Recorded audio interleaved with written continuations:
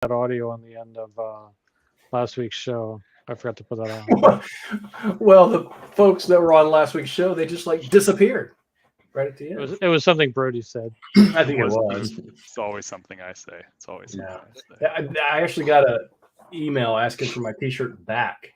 They Yeah. T-shirt Yeah, back. they All right, so we are Hey, live hey, now. So if uh, well, let me go ahead. check and make sure. But Extra NDA. Everybody can talk about NDA all the time. no NDA. We need a ability to be able to bleep things out. That'd be great. That'd be fun. That won't help with live unless we. Yeah. Bleep. All right, let's Thank- get going. Thank you, Edward. 5 seconds of quiet. Recorded August 24, 2022. Good evening, Brody. Good evening, Rod. Good evening, Frank. How are you guys doing? Oh yeah, Yeah, yeah. doing all right. Time to Anybody kick doing ass and chew bubble gum. Except I'm all out of a lot gum. of gum? These alien bastards are going to pay for shooting up my ride. You got to be old enough to remember Duke Nukem back in the day. I played love enough. it. Oh man, interesting week for me. I essentially got a PhD in our syslog and syslog. Congratulations. I've not spent this much time. This month, I spent more time in a Linux environment than I have in a Windows environment. But I had some issues. You'll see my tagline here. It's syslog plus self divided by AMA times OMS equal bad day. So I got to write something up to tell people, yeah, you can cohabitate all of the log gathering technologies, but I'm going to go back to old school. I've been doing this a long time. Separation of duties and or separation of technologies across workloads still will save your butt. So about 2 days, 3 days worth of 2 days worth of troubleshooting, helping the customer out. And what it ultimately being was the OMS agent or the log analytics agent or the self collector, whatever it may be on the machine, it can be corrupted and it won't manifest itself that it's not listening on the ports correctly. And the only tip off is that when you're using the agent and if it's bound, when you do man, I spend so much time in TCP dump and Netstat, I'm dreaming about it. But when you, yeah, so when you do it, and big shout out to Gene. He gave me an hour rundown on the ins and out of syslog, which helped me with my thesis to graduate. He is brilliant. He's like, oh, it's here. And he couldn't fix it. He said, I don't know what's going on. So I did a little something and come to find out the agent will report as healthy. It will continue to bring the logs into the log collector for Sentinel, but it won't send it to port 25226 so they can go to the Sentinel workspace. And the only way you will tip off is that it should be bound to the loopback. So it was, didn't catch it at first. It was bound to 0.0.0.0, which is normal for some of the others. But particularly on that, it has to be bound to the loopback. And the troubleshooting, self troubleshooting or whatever else, they won't catch that. Now I made it. I actually got into the Git and went down the actual self troubleshooting Python script and just went line by line. It's a good read. Go take a look at what it's doing actually, and go look at what the deployment stuff is doing. So I spent more time in Git this month than I ever have, and so it goes back to what I was griping about. But I don't have a leg to stand on. This stuff is being contributed by those who are taking time out their stuff. But if you're going to do it, keep it updated. And if you are using it, Ed, help out the situation by putting in, an issue. Hey, this is broken. You got to do this really quick, right? This script doesn't run because it doesn't know how to check the Python version variable. It's coming back as failed. You have to put this in there, right? So I learned a lot about it. Customer came back up, and after being down for 3 days, maybe 4, when we finally got it stood back up on the same log collector, we had to purge all of the configs, reinstall the agent, but they couldn't get the agent reinstalled because the firewall rules wouldn't allow them to get the Git. So they had to go get that taken care of. But once they did, I thought the amount of volume coming in was going to choke that little poor log collector. I mean, uh, Checkpoint is just screaming at it, man. Everything just screaming at this thing. And so I did a tops once the logs started coming in, and letting you do a tops to see. Oh man, you just see the percentage going up. But Cool. the server doesn't choke out. The agent can handle, and the RSys log daemon can handle as much as you can throw at it, right? You'll run up a mom error, which is memory overuse something or another, forget what it was. But also just about the third-party log collector for Sentinel. Make sure you put in the variable for log rotate so that your server doesn't fill up the disk space. And the other thing is, I can't think of the other thing. There's one more thing that Gene told me to do. So didn't resolve the issue, but I learned a lot. So that was my thing. Cool, good, man. good learning week for me so far. Yeah, that sounds really cool. By the way, make sure the logs recycle reminds me of back in my Exchange days when Exchange logs would fill up on that random disk partition, and suddenly everything would just hammer down. You're like, why can't I email anymore? So that reminds me of that. Hey, is your log collector, is that just is it a VM or is it a Docker instance, or what's the log collector receiving all that data from? Both. So Both. Okay, sweet. I have three. I'm running the collector in Docker, a straight VM in Azure, and I have one on premise to test in my lab. Cool. To be able to do Okay. something. They do the same thing, but they act different. Oh, Right. interesting. Okay. If Yeah. the customer has me, where should I put it? Put it in Azure. Don't You put it got on it. premise. Yeah, got put a it in template. Azure. Well, if you don't mind, that reminds me of exactly what I've been working on over the last week, which is getting a log collector set up. Great banner, Ed, as a log collector. We were getting a Red Hat Linux 8 Azure virtual machine set up with Docker to perform log collection for a Palo Alto for customers on-prem network, and we're going to shuttle all those logs to Defender for Cloud Apps / Cloud App Security, if you remember Edward's favorite utility out there. And they originally kind of got this set up about like in the spring, but it never got going. And so the task was given to me to like get it over the finish line. So I was told to start at like step 3 or 4. Sure enough, we had to go back to step 2 and back to step 1 and actually go through the whole thing again. So lesson learned: don't assume all the work that was done prior to you getting there was done correctly or at all.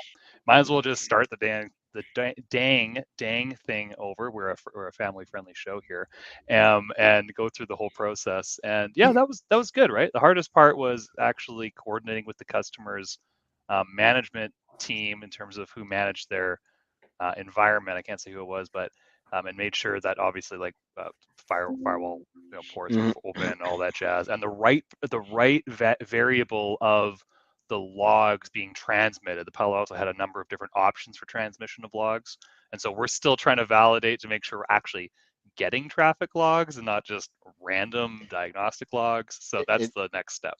You asked me about that. Did I give you the right answer?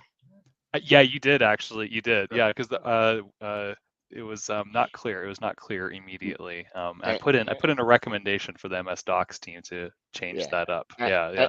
And not like I'm some Microsoft Cloud app service or Microsoft Defender for Cloud expert. I ran into that. Okay. Matt Egan sent me a Palo Alto box a while back, and I couldn't figure out the login format. And the documentation doesn't say. So when you asked me that question, I'm like, oh, I know what that is. Sweet. I burned a day trying to figure this out. It's not what you know, it's who you know, right, Edward? It's who you know. That's the reason, man. I like to know people like Frank. You'll never go to dinner with him or lunch. He'll ghost you, but you'll be there. Rod, what did you break this week? Because I bothered you this week on a few things. Oh, what am I working on? Oh, a couple things I can't talk about, but I'm really just working. I've got a vacation coming up, an actual serious vacation, taking the entire family to the beach, even the grandbaby. So I'm in that mode, right? I'm trying to the complete checked out mode. Yeah, get my inbox down to like, which was actually pretty cool because, as most people know, I deliver 2 newsletters every week, one for Sentinel, one for Defender. Sometimes I get a little too personal people think, there's something wrong with me. A couple weeks ago, I had mentioned something about the wife being gone, and I guess people thought I was sad and depressed, and so they'd reach. Anyway, I have to be extremely careful what I talk about. But I said recently, I'm getting ready to go on this vacation. I'll probably still deliver the newsletter, and a couple people at Microsoft, they said I should absolutely not do that, but they volunteered to do it, and so I've got a couple folks that are doing the newsletters for a couple weeks. So that's pretty awesome. So I really truly appreciate that. That shows that you like. I come on the show, tell them I got mauled by a pack of dogs, struck by lightning, caught Ebola virus and everything else, and they tell me, man up. Yeah, maybe it might just be pity. I don't know. People just poor Rod. He just can't do anything. So. He's Frank. Well, don't work on vacation, Rod. To that point. Don't work on vacation. I can't help it. Frank. I've done it for 30 years that way. So anyway, all the stuff I was working on was super secret, so I can't tell you. No, I'm kidding. But we do have a question in the chat there. What container did you use to collect logs? Is that running rsyslog or syslog? Oh, sorry. rsyslog. rsyslog. Yeah, for sure. It's once you get into it, it's not so much of that. It's automatic unless you have to go in and modify, the r/syslog conf file or the ng conf file. Really do this when you're messing with stuff like this, especially with production. Make sure you understand the Linux command to copy that conf file and put it somewhere safe. And then you can always go back. And Smart. then don't assume that if you've done something, unless you do service space r/syslog restart, assume that the changes didn't take. I always do r/syslog service r/syslog status, and you can see if it's listening on the ports and stuff that should be defined, right? It's pretty good. I learned a lot. And like I said, big shout out to Gene for walking me through some stuff. Did you build the container or did you download one?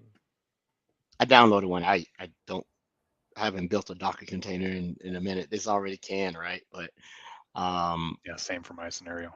Yeah, let somebody else do it. Right. Yeah. You do it that way. So. Pull down the template. And So, either than that, yeah. If you drop in our Discord later, which one you downloaded, that'd be great. Okay, we can do that. So, all right. Well, Frank, you obviously don't, have anything to share because you're saying everything is top secret and all this other stuff. Oh, Frank, go ahead, bro. Super secret. Yeah, I was going to say super quick. I'm also on vacation next week. I think. So, Rod, you're out next week?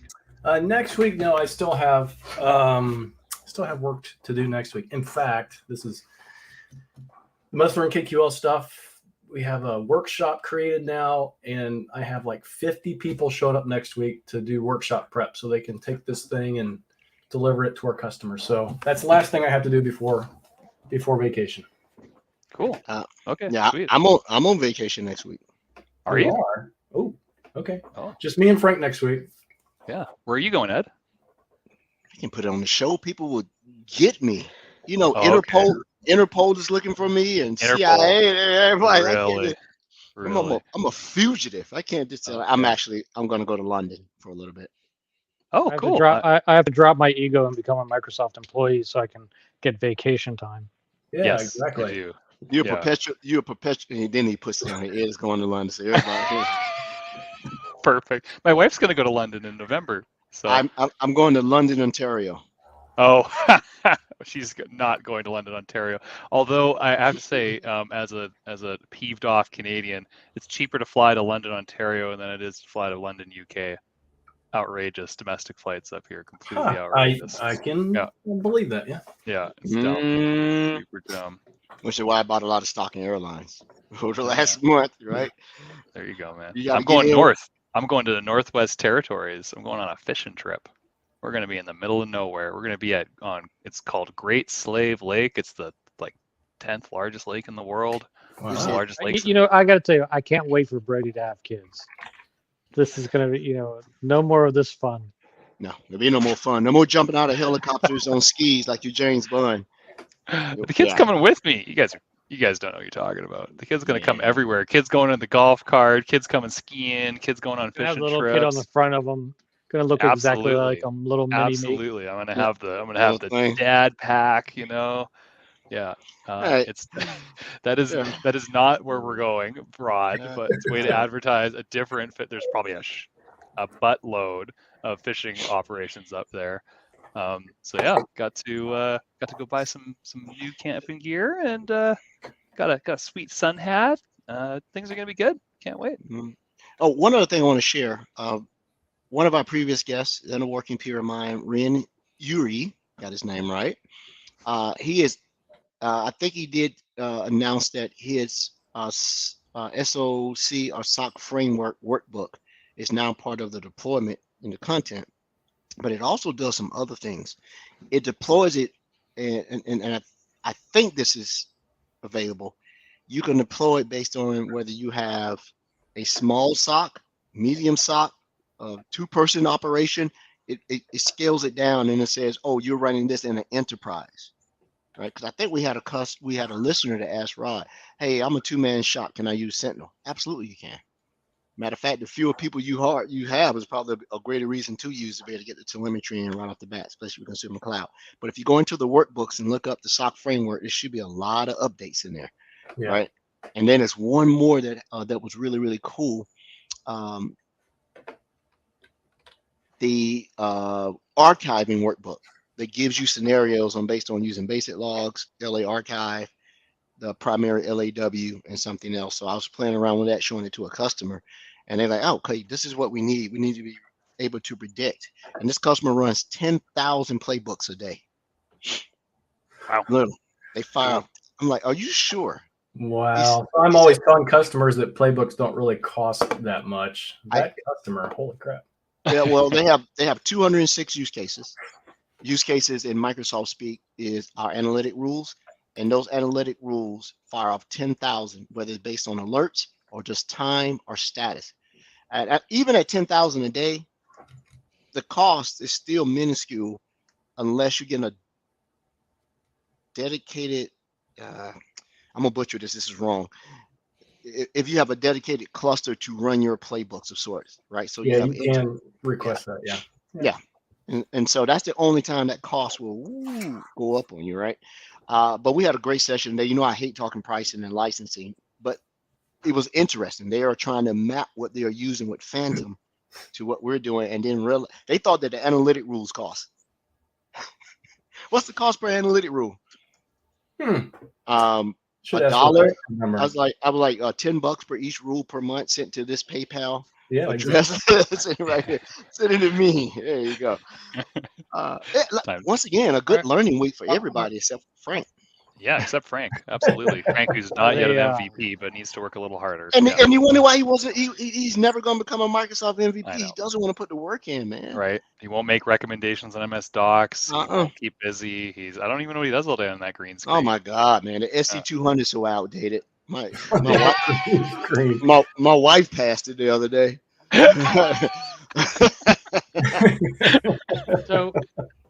So Edward, how much could they get rid of playbooks and go to automation rules, or is that not really worth it for them? It's great that you were talking about that, and what you said is what we were considering. So they're going to send me a sample. Customers sort of tight-lipped about what they're doing. I said, "You got to show me what you're doing. You got to share a little bit and trust."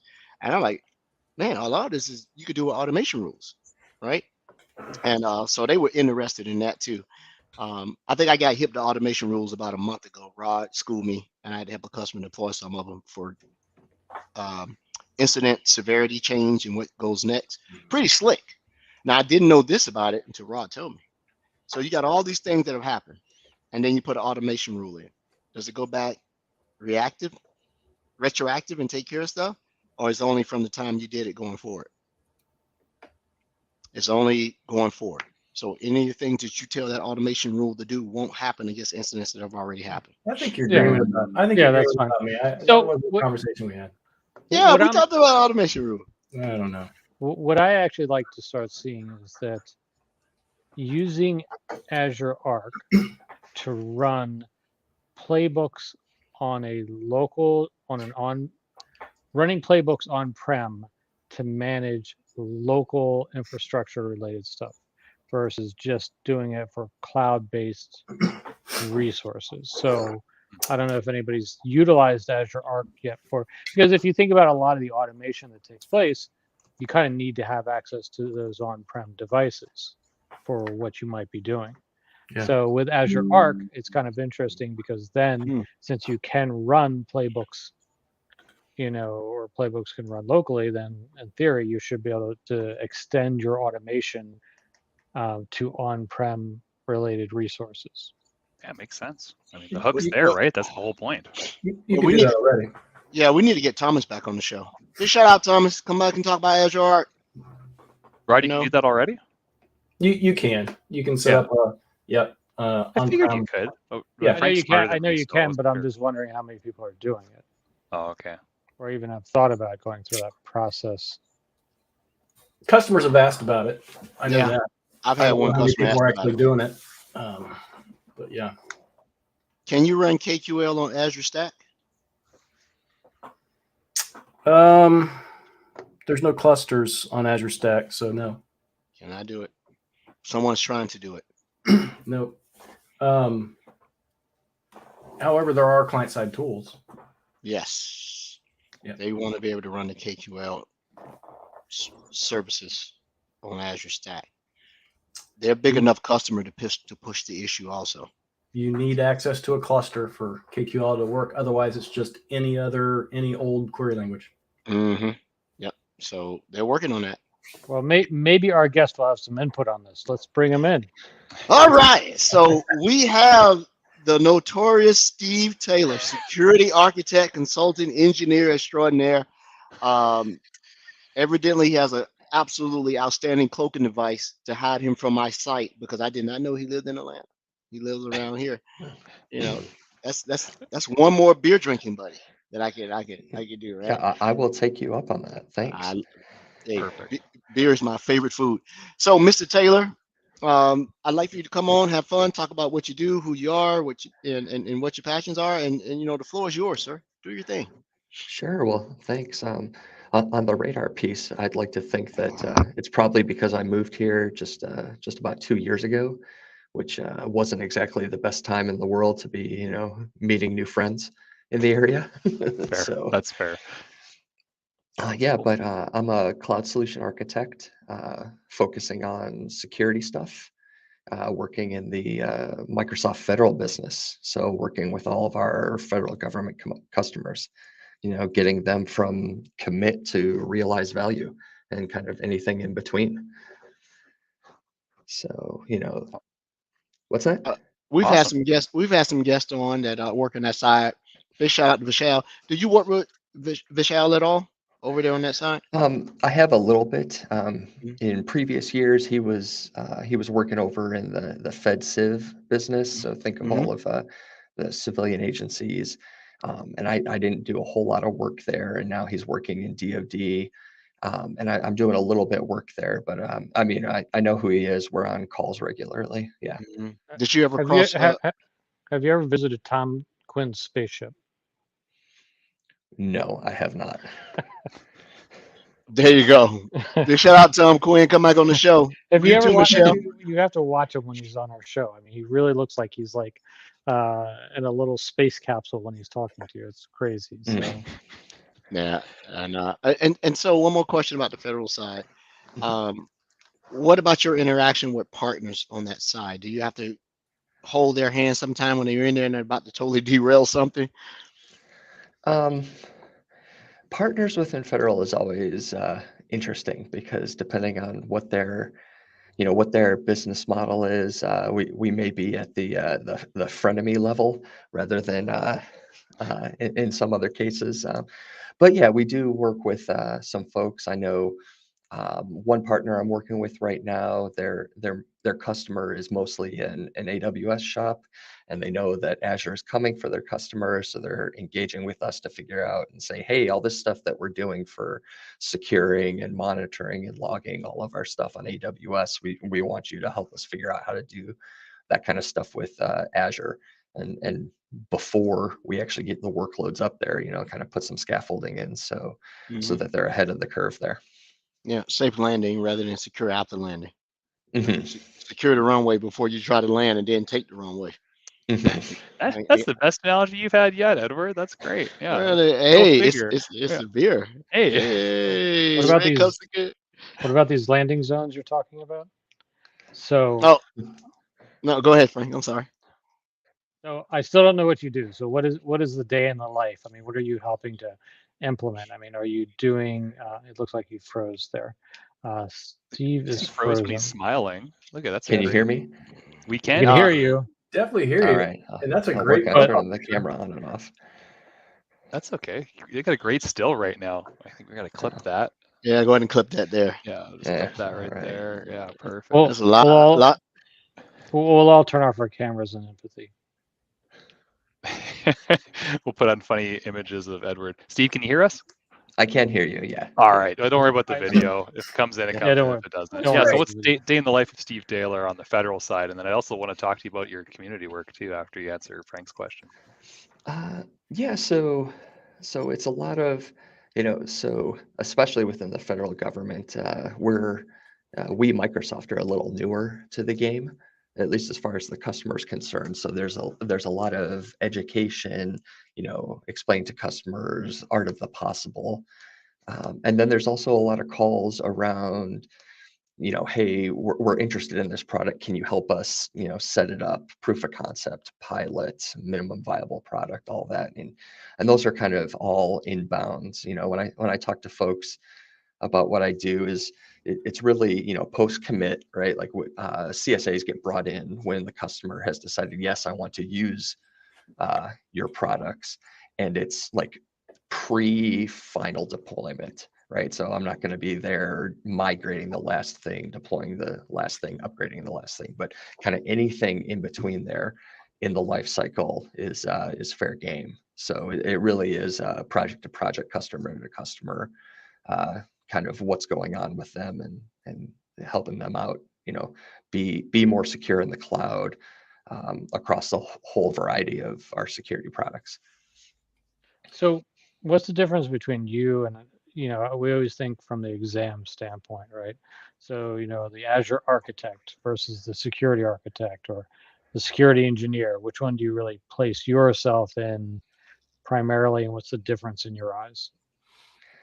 Well, I definitely say in the SC series, right? I'm not the person that you want to call if you're having those, AZ305 type of discussions, right? I mean, I can have some of that, but I can't go nearly as deep as some of my peers who do that kind of work. And then whether it's, architecting or operating, I mean, it really, that comes back to the, what does the customer need? Where are they on their journey?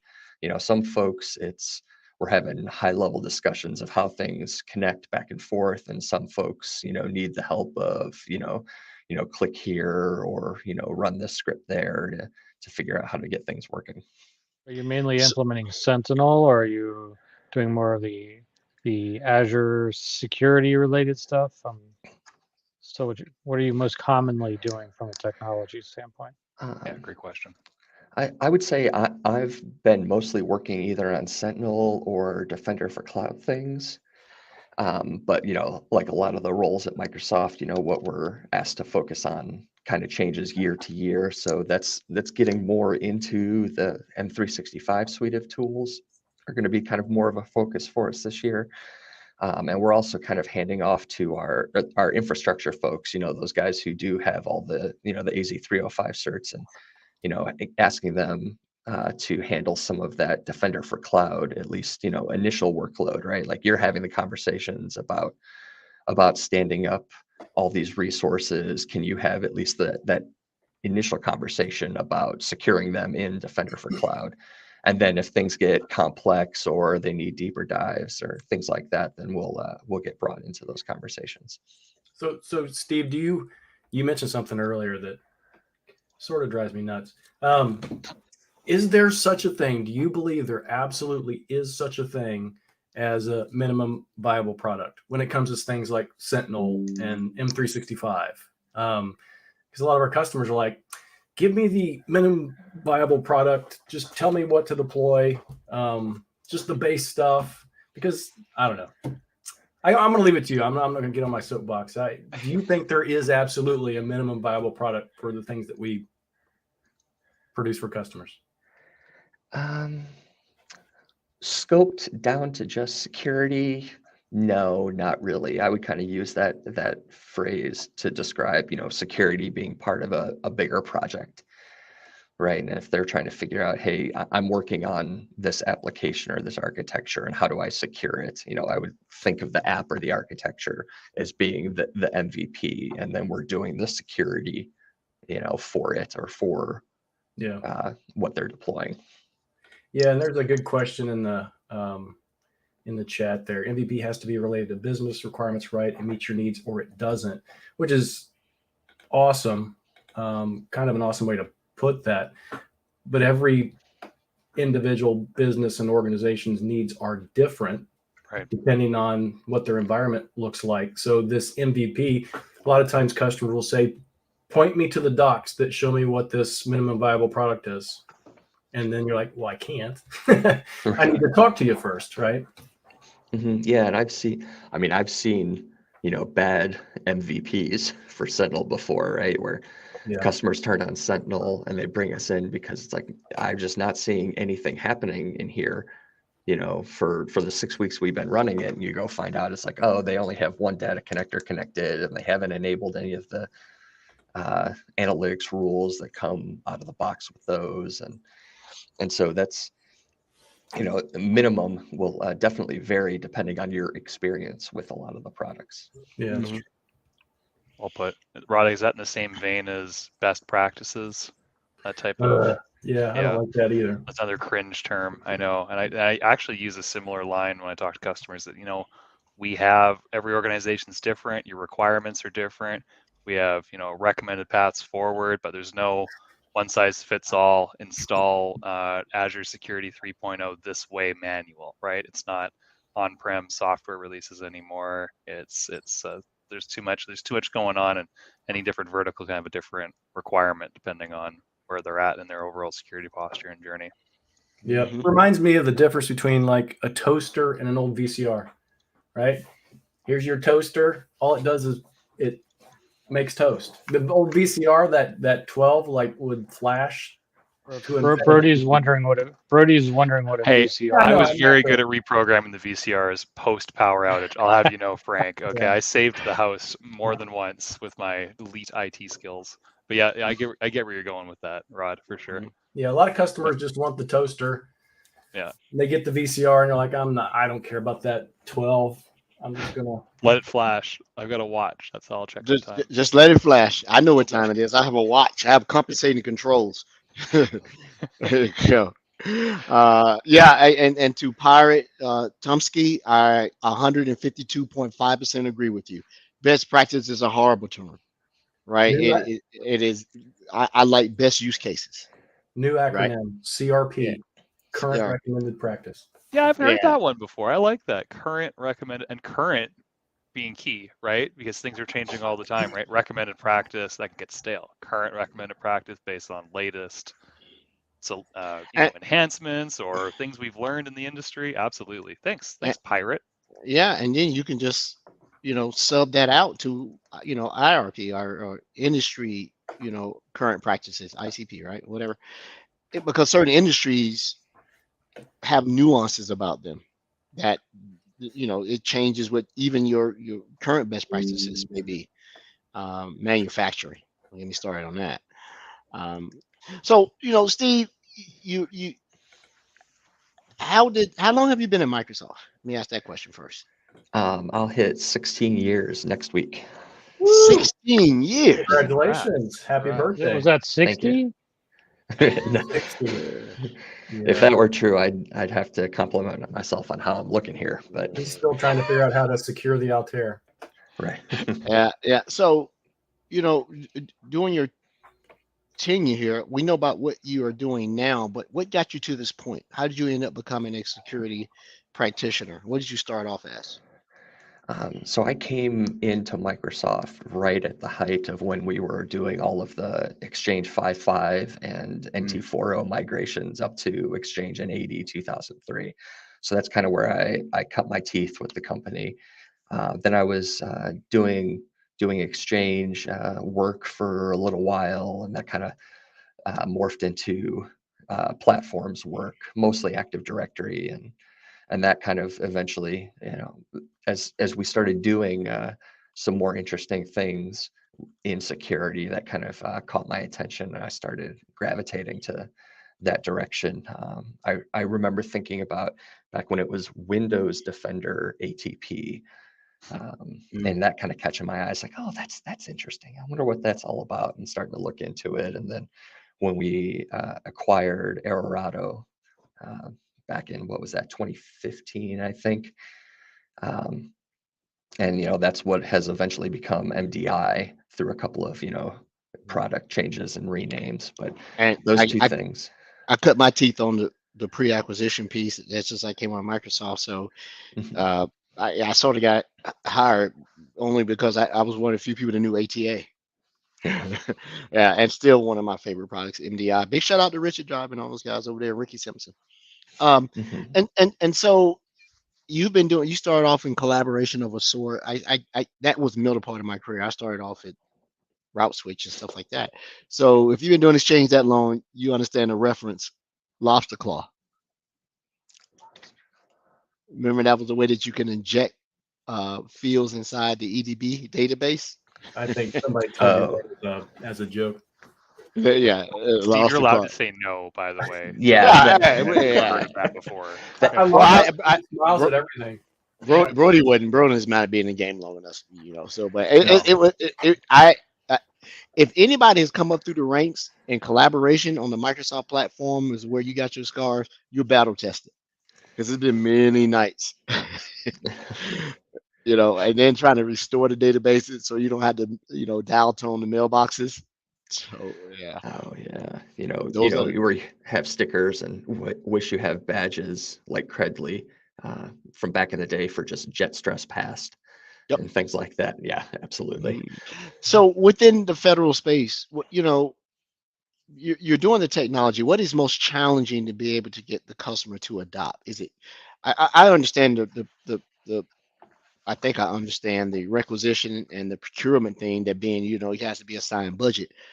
But well, instead of me saying what is the most difficult, what do you get the most pushback from adoption of the Microsoft security products? I mean, some of it, so we see it a bit in commercial, I think, but I think we see it a lot more in the federal government space, is that, we're the second one to market, really. The folks over at AWS had a head start as far as kind of defining for the government, what cloud is and how you do cloud. And only recently with some contract letting, have we been able to kind of really get in there and show the full breadth of all the different cloud things that we do. So we're playing a lot of catch up in that space. And I think, playing that catch up and gaining that mind share is a lot of the hill that we have to climb there. Yeah, I agree with you. We talked about this on a few shows back, that a lot of times it's not the technology not being able to stand on its own, it's the mindset of those who are in charge. You're asking them to change the way they go about their business, what has provided them a livelihood for years. Now you tell them I got to learn something else, right? Even though the product may be better suited, I won't say superior, just but just say, hey, this is going to be better suited for what you're trying to do. I totally get it. I did my share. Did you ever cross paths with Jeff Schlogenberger? Yeah, Schnegs.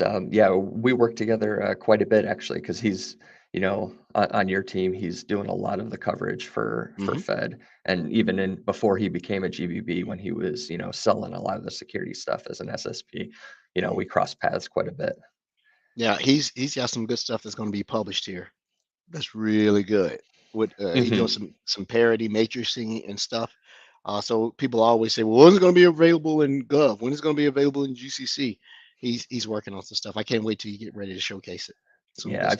I've seen some alpha versions of that Excel spreadsheet that he's got with all the products, and even down to the feature level, and which which sovereign cloud things are in or are not in yet, and all that. It's in depth. Yeah, it's going to be good. I threw my little bit of stuff into it. I'm doing something similar for partners though. So people always say, "What's a good partner?" So I'm creating a partner heat map for the world to say if you're in this Nice. region, you need this skill, you need this. It'll be published here next. Well, it has to be published next week because it's due to the V team I'm on. But big shout out to Richard Diver for helping me get that spreadsheet going. Is actually turning into something more than that. I'm trying to imitate the way another gentleman does Azure charts. I wanted to look like that, but I don't have the programming skills to do it that way. So spreadsheet until then, we'll figure it out. So with Sentinel, did you learn it after you got enrolled, or did you know it and that's how you got the role? Good question. A little bit more of the latter. I was definitely leaning into doing that kind of stuff before I became a CSA. So while I was still, right before I was a CSA, I was a consultant, and then right before that,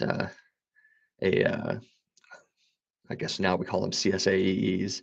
They were CEs 2 months ago, and back when I was it, we called them PFEs. But so I was doing some security stuff and a little bit of Sentinel. It was one of those things. I'm like, this is going to be interesting, and started trying to learn through osmosis just by being on all the right internal DLs, and then just to kind of pick up the lingo and learn it that way. And then I did get to do some interesting lab stuff with the Dart team. Was doing some Sentinel labs at a Ready event back in summer of 2019, and so I was able to kind of get my hands on with actual data in those demo environments. So I was able to do some work with that. And then actually a lot of my hands-on with our whole breadth of security products came during the summer of 2020. I was transitioning between customers, and I was supposed to start commuting up to DC to work with a government customer. My first day was going to be March 23rd.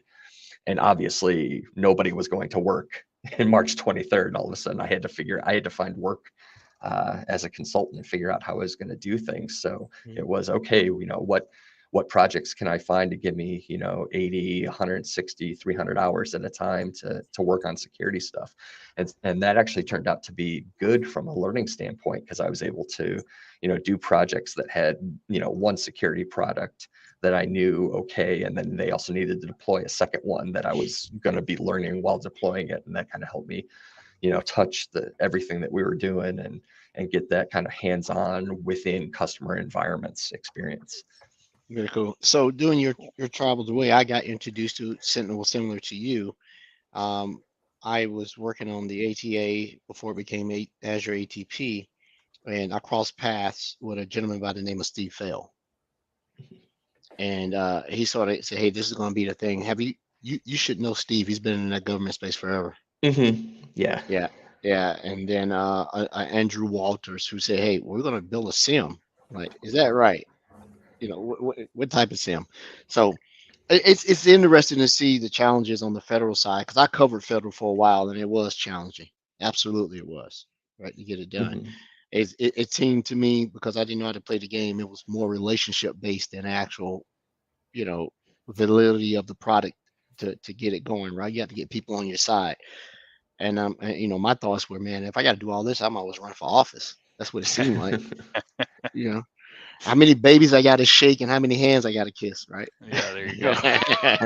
and that is one thing we find is that that ends up playing a little bit, is that government doesn't necessarily have a profit motive like the commercial space does. So in a case, if price is your only advantage, it's not necessarily an advantage, because a lot of government customers, they have their budget for that tool, and the opportunity cost of switching over is greater than what other savings you might be able to provide to them. So it's unfortunate to not have that tool in your tool bag when you're trying to figure out how to convince customers that they should go with us. Yeah, I agree.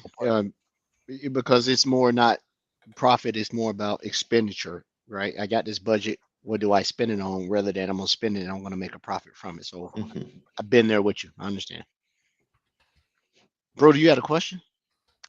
That was, by the way, just great questions, Edward. Great, and getting all of Steve's history. That's really cool. I didn't know you were here 16 years, Steve, and working your way up through all of that and getting on the big security train like all of us. Like that's really cool. Thank Mhm. you, Edward. Great. Yeah, yeah. He threw some things back when days were normal. I missed going to Ready. That's when you met Mhm. everybody. You found a new gig. You got all the free drinks you wanted from folks picking it up, right? Hopefully we get back to that in some form or fashion here soon. Mhm. Um, Cool. so Yeah, go ahead. Go ahead. I'll ask you when you're done. so do you have any, don't name names, significant wins on the government side for Sentinel? Because I work two of them, but I can't say I'm on the call. What about you? Have you had some measurable success with organizations you probably thought wouldn't take on this because, like you said, cost to transition is more than the product? Um, so we've had one customer that I won't name, but they've been a real beacon of light for us in the sense of they're divesting from they're trying to set up their own IT. They had been reliant on another government agency for doing all their IT work, and they're completely separating out on their own. And they have completely bought into all the Microsoft stuff. They're doing Azure Virtual Desktop. They're doing the full M365 E5 suite and all of the Azure security on top of it. And it's been great, both from hey, we get to do all the stuff we're trying to do in these spaces, but also to say, hey, look at Agency One over here. They're Yeah. using all of our stuff and they're using it all together, and you can go ask them how it's going. So that's been really great. I know exactly that customer. If you go look at the old emails, you'll see my name. Okay. Oh yeah, I know exactly what you're talking about. It's sort of, I can't say the customer name, but it sort of reminds you of a mythological god. Sorts. Yeah. I was gonna Edward, say you're that. hilarious. It That's does. cool, Steve. The That's cool. acronym that describes that agency. I work with two of them, and you're right. When you said divestiture to run their own IT, I said I know what he's talking about. I know exactly what he's talking about. Sarah Young was on that. Big shout out, Sarah. Sarah was on that account as the ESC for years. Get Sarah on the show. Sarah, would you put in a good I- word? She come on. Yeah, we could get Sarah. That shouldn't be Yeah, too yeah. much trouble. Yeah. Yeah. Okay. Well, Okay. first of all, she gonna say get my name right, Ed. I got married last year. Like, oh yeah, I Oh forgot. yeah. There you go. Well, they, Yeah, she's Sarah's out- good people. She's over doing work in the Tech for Social Good org now. Mhm. Oh, Yep. cool. I Okay. remember she What- made the transition. and what's just super quick? Can you describe what that is for our listeners? So it's our outreach to nonprofit organizations and how we help them do all of their IT and security stuff. Yeah. Mhm. Sweet. Cool. Well, that's a good initiative. Yeah. Yeah. I didn't hear about that before today. I'm gonna have to look into that. She's all about to give back and trying to enable folks, and we both saw the need that nonprofits are getting beat over the head, right? Mhm. Not no funding, no staff, and all that. And she was doing a lot of stuff pro bono, right? Just to build, name and brand recognition and helping out. But I'm glad she found a role at Microsoft that allows her to do that. Um, and that's a good thing. Yeah, very good. Absolutely. That's really cool. So, you Hey, know, Ed, I got a question. What would you Mhm. got any more? You got any more questions, Ed? I'll let you finish. But I'm gonna switch gears once you're done there, buddy. I'm done. I'm gonna let you do Okay. it. Okay. Have a sip of your beer, or whatever's in the red cup. I don't want to assume. Yeah, pound half of it back. So, Steve, you also recently joined the leadership team on the worldwide security community at Microsoft, Mhm. and you handled the communications for a lot of the internal calls that I love attending. I know other people who listening to this from Microsoft love attending as well, whether it's compare or compete series or deep dives with subject matter experts and stuff. And it's it's like I don't know how large the security community is at Microsoft, because Microsoft's such a behemoth. I can't like picture I can't picture how big it is in my own head just being here under a few years. You want to talk about the role, your recent transition, and then how that all plays into just giving back to the internal community broadly? Sure. Yeah. So that journey kind of started. I too, like you, I was a big fan of consuming all of that content. The monthly meetings where everyone talks about what they're doing and all of the off tech sessions and things like that. And one of my big things is that I try to be really good about connecting people and things internally. Like I've got a pretty good memory for names and faces and projects, and so I do good at remembering, hey, John was working on this thing 2 years ago, and now Bill is working on it. I should point Bill in John's direction. Nice. And that goes to not just people, but also a lot of the internal resources we have, whether it's, documentation, training, things like that. And so about a year and a half ago, I was on one of the community meetings, and just in the chat as people were presenting, I was, throwing links to things and answering questions that people had. And Liz Tesh, who used to be the lead of the community, just kind of reached out to me on the side and said, "Steve, how are you not part of what we're doing here?" Awesome. And She's amazing. What a great comment. she Yeah, go is. ahead. Yeah, and so she reached out, and I sat down with her and Nick Fajevitz and Sean Leonard, who were the Nick and Liz were running the community, and Sean was one of the communication leads at the time. And we just kind of sat down and realized, yeah, this would be a good fit. I have the time and the ability and a bit of the expertise to help out. So I kind of joined the team and have been doing a lot of that, scheduling and communications and providing all those connection points for what's over 4,400 people now in the community, and helping them out. That's great. Well, thank you for all you do and the leadership team does. When I joined Microsoft, I came from a partner, it's regional, much smaller, as I'm sure most organizations are compared to Microsoft. And I was wide-eyed. Security Pro wanting to come in, 4,000 emails hitting my inbox the whole time. Managers like, skill up, over the next initial few months, learn as much as you can. We'll get you on a gig eventually. And all of a sudden I'm getting added to distribution lists and security communities like the one you now help run. And if it wasn't for like getting on those initial calls and starting to learn and see common people and faces and topics on all these different little community sessions, I would have, as a COVID hire, been a lot more disconnected from the overall security community than kind of where I'm at today. And we all have different organizational verticals. Like I'm in industry solutions and consulting, but there's our engineering teams, our sales teams, and product teams, and everybody coming into those calls all together. And sometimes chat gets ridiculous, and the presenter's doing the presenting thing, and the chat's just blowing up, and people are having a great time. It was a really important aspect of my onboarding, and I know other consultants I've helped mentor or have joined around the same time I've joined, to be able to have that common that cohesivity, that those common topics and ideas that we all want to talk about, and then actually building a virtual community when we don't get to see each other in person. I still haven't met most of the people I work with. Yeah, and so I'm also involved with our veterans ERG military at Microsoft, and so because of that, I've been on some hiring community events and some mentorship things with college students and things like that. And something I always bring up is that, especially around the veteran community, but certainly within, technical communities, when you're at Microsoft, you need to find your people. And, that same kind of idea, Brody, that you mentioned being hired during COVID, like I said earlier, I moved to the Atlanta area, in April of 2020. And if it wasn't for that military ERG, that veteran connection, I probably still wouldn't know anybody in the Atlanta area who worked for Microsoft. But because of, that effort to, find your people and connect with people that you have a background with already, I know a ton of folks who work in the area, and none of them who work in Microsoft Federal, right? The vast majority of them work either in the South OU, or they work in Azure Engineering, or any of the other organizations that we have in the office here. So I take it from your comments, you're a veteran. Yeah, me too. Thanks for your service, ex-Navy. Air Force here. Okay, all right. Go Air Force, fly boy. So let me ask you another question. In the Fed, I don't know how I missed this cheat sheet. How much you involved with CMMC? I'm aware of it. I don't do a whole lot of that work personally.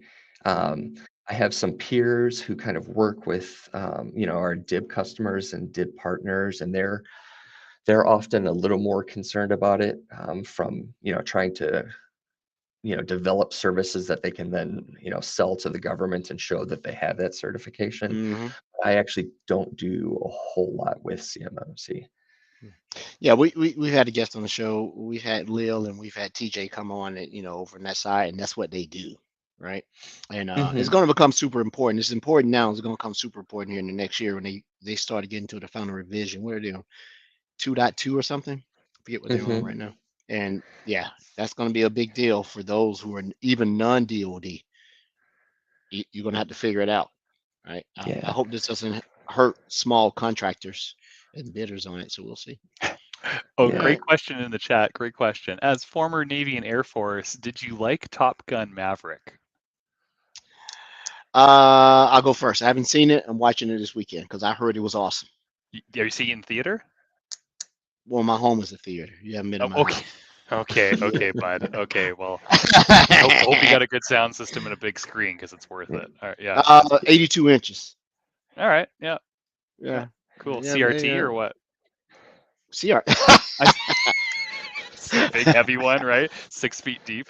Yeah. Man, you can go to Costco and get an 82-inch TV, I man, know, for $1,500. Yeah, probably. Yeah. weighs as much as you. Yeah. What about Yeah, you, Steve? I literally picked the TV up. Oh yeah, I'm not surprised. They're so cheap that No, OLEDs these days are just like feathers. Yeah, absolutely, man. man. Now, I that want to was- watch it. That was Ed's chance to brag about his My theater room. You're right. Yeah. We're all And coming his- over to drink beer at your place, apparently, Ed. and his so- lifting skills. Yeah. Oh yeah, and my lifting skill. Hey, whenever you can pub yourself, man, you got to do it. Yeah. You Well know. put. Well put. You always bragging about your tarantula herding experience. Yep. You know. Well, we learned that at Microsoft for Connects. You have to figure out how to promote yourself at That's right. every turn. So yeah. I've not done it lately. I need to get better at it because, yeah. Anyway, on that. So I was just so- telling someone today that, when I'm writing my Connect, I start from the most outrageous OPR bullet that I could think of, and then kind of pare it down to, just barely saving the world instead of saving it, 3 times over. I like Well, that. Thank you. I love that. I thought I was the only one that I started mine off in addition to inventing the internet. This is what I've done, right? So, what's the name contributed, but he was not the actual contributor of it. Gore. He had some input. Yeah, a little bit. You know him, Al Gore, friend of the show. Steve. Yeah. Yeah, come on the show. Sorry, you're right. I'm Al Gore. I told you guys the climbing is going to hell. Dude, the climbing is going to hell. I can imagine, man. Yeah, you're Edward. You just know everybody and are everybody. Okay, Steve, super quick thoughts on Maverick because it was awesome, and I want to hear. Well, I thought it was anyway. Go ahead. I agree with you. I had a great time. It reminded me of everything that I loved about it, the first one from my youth. So Totally. They nailed it. They absolutely nailed it. Yeah. I gotta go watch it. I have not heard a bad review about it. I heard it was, and I'm a Tom Cruise fan. I have not missed any Mission Impossible. I watch each one of them at least twice or 3. I love watching this show. It is highly entertaining. I'm looking for the forward one because I definitely like it better than James Bond. I'm like, They're different. They're different for sure. Yeah, they're entertaining. yeah, they are entertaining. So what about Star Wars and Star Trek? No. Oh, We'll leave Steve, are you a Star Wars or Star Trek guy, or both? You're allowed to say both, by the way. These guys like trying to build animosity and conflict for viewership on the call. So let's get your actual. All right, Ed, Brody, it was a joke. We can move on from this. I'm not saying. No. Steve, are you a Trekkie? Are you a Star Trekker? I definitely fall in the both category. I don't stand for one or the other over the other. Excellent. Well, let me ask you an easy question: MDE or Microsoft Cloud App Security, or Microsoft Cloud Apps with the Microsoft Defender for Cloud Apps? So before I was even asked to be a guest here, I had been thinking about how I would answer this question before tools. And I'm going to give that terrible consultant answer of it depends, and I'll back that up. Oh, So, okay. so if a lot of it is about impact and persona. Mhm. If you want to have a quick install, quick win, do great protection, I think the first thing you should do is MDI. If you want to find something in your environment as quickly as possible, the first thing you should do is MDE. If you want to knock out one of the biggest threat vectors that we have to compromise, which is some user clicking a link, then you should do MDO. And if you're a project manager looking at a Gantt chart for trying to do all of these things, then you should start with Defender for Cloud Apps because it takes the longest to get right. That's the Came best prepared. answer we've had, man. Yeah, Wow. absolutely. That's really good. And now that you said that makes sense because cloud apps is noisy and it may expose false stuff that once management gets a look at it, like, oh my God, they're doing this. So MDI is in front of Defender for Cloud Apps for me now. It is getting better and better Oh all yeah, the time. absolutely. I don't really touch MDO too much. I'm so past mail sanitation and all that other stuff right now. Like, you got to put people in timeout. You click on the link, you go in timeout for a day. You don't get any emails. All But- right, so I've changed mine. You ready? My first thing that I would implement is Sysmon with Sentinel. Rod enters the chat.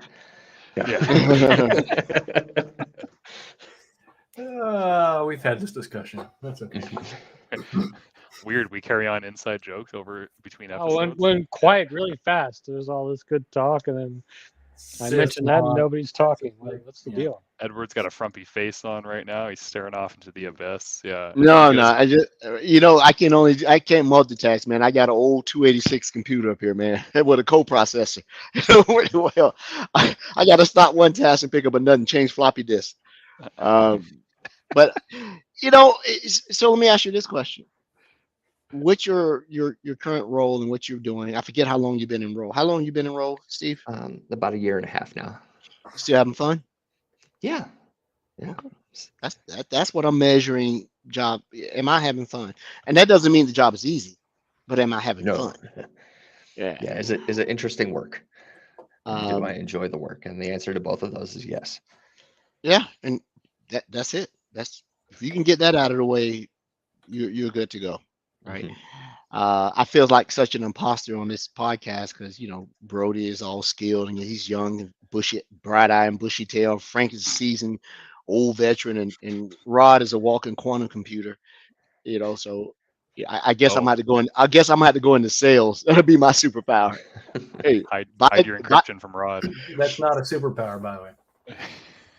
what sales is not a superpower? Sales is not a superpower. Controversial opinion. Yeah. Hey, Edward, before we like start wrapping up the show and your wife comes down and she starts threatening you, as this happens pretty much around this time every Wednesday. Hey, I just want to give a shout out to, I think it was you, Ed. I'm gonna give a shout out to you. Did you recommend Ingrid Rodriguez for a Spanish-speaking individual? Yep. Excellent. So we had Ingrid on today on our LATAM Spanish session call. She talked about data governance, data protection. It was great. It was absolutely well received. We had peak attendance that we've had on the Spanish sessions today, and then also shout out, since I'm going to promote this more internally. That's my goal this year, is to promote more and get maybe some more people watching this live and the recordings.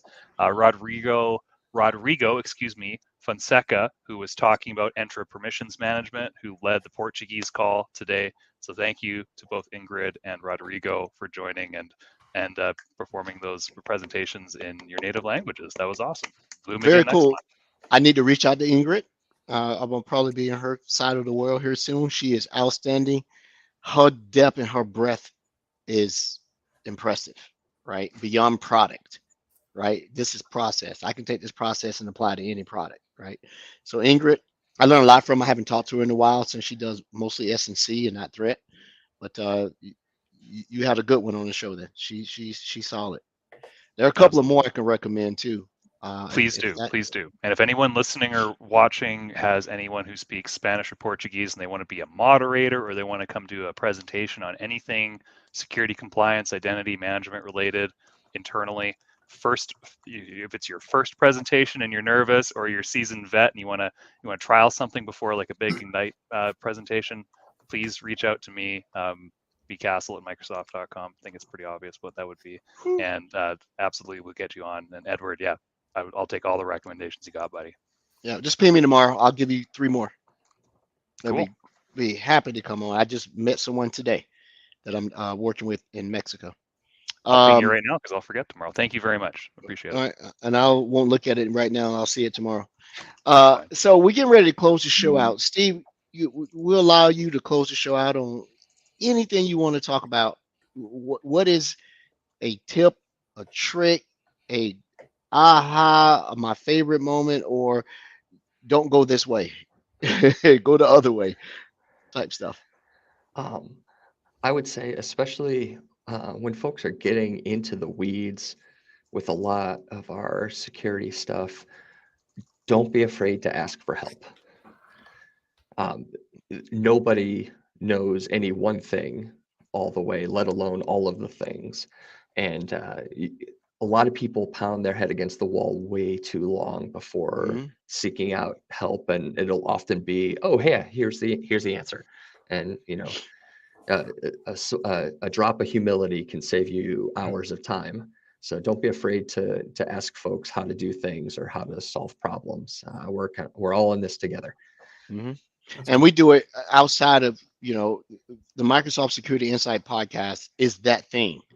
Those who want to come on and ask us, those who want to come in and they need help, those who are looking for employment change, skilling up, that's what this show is about, right? Being able to have, between Brody, Rod, and Frank, I hit Frank up with some help for this week. We got a big brain here, and even if we don't know the answer, I bet we know somebody that does know the answer.